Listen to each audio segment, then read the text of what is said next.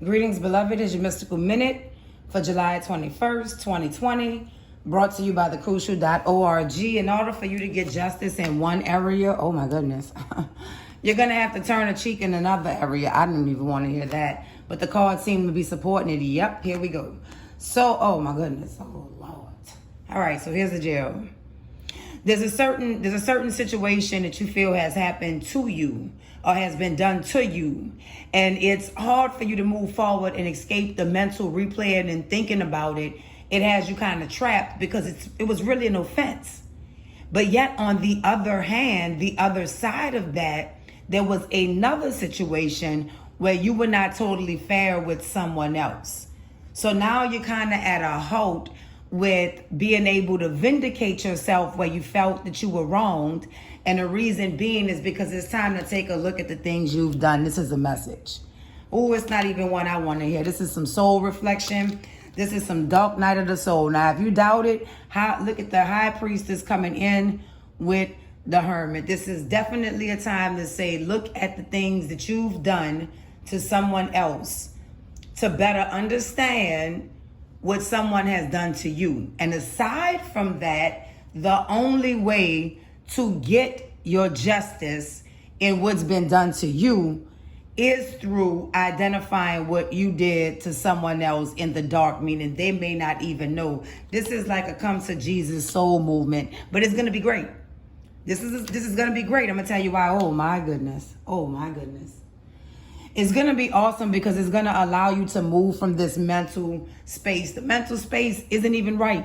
I'm not sure that you know that, because it looks like you could be deluding yourself in a way that you don't even realize your thoughts aren't playing out how the actual matters happen within the physical world, because it looks like you don't recall a lot of the things that you do. No judgment.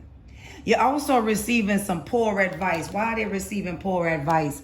It's almost like a friend that's not really your friend, but you tell them what's going wrong or what's going on, and they're giving you poor advice to avoid you correcting this situation. And the correction of this situation where you were wrong brings, guess what? The new life for you. So whoever this person is, they really don't want to see you excel. I'm just being straight up. What happened to you that has you feeling so so unjustified? You lost. There was some type of battle, struggle, argument, situation where you were supposed to make a move, even a situation where maybe you were supposed to, I don't know, maybe get a new vehicle, get a new location, get a new position. Something you were supposed to do didn't happen, and it terribly angered you. Or it could have been that you lost in a romantic situation, argument, or what have you. Shared it with a friend, and a friend gave you some poor advice that stopped you from moving forward. So now to rectify what you did on this end, what happened to you on this end, you have to rectify what was done on that end. The first step to doing that is some soul recollection, because it looks like you're only thinking about what's been done to you versus looking at the things that you've done to others. How can we get additional correction? Oh my goodness, this is the King of Swords. You got to tell the truth. You got to tell the truth. Even if it's with yourself, you have to be honest about this. This is also saying there was some finagling of some numbers. So you have to tell the truth. You have to be analytical, and you have to look at things black and white. You have to remove the emotion in order to move forward. This is very different. I want to try to wrap it up, but it's like a lot going on. It's almost even like a lot of people around.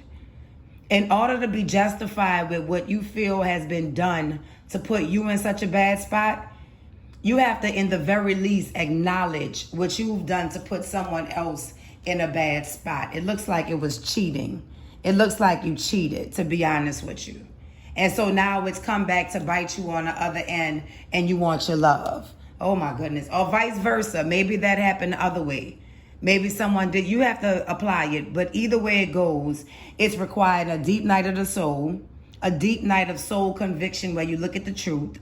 It's requiring that you're honest with yourself and make the necessary cuts, subtractions, and additions in order to move forward. And now, boom, you come out looking pretty good, focused on your work. This is a message, focused on your work, happiness resumed. And maybe there's a need for some relaxation and some rest because it looks like there's been a lot of overworking of the mind or a lot of stalking of sorts. Absolutely. Okay, so it'll all work out. Just try to look at the situation truthfully. Just be honest about it and make the correct action. Rest more, stalk less, and wait on the wheel to turn in your favor. You got the sun as the outcome. Just be cool. Be cool. Be well with your wits. Keep your head up.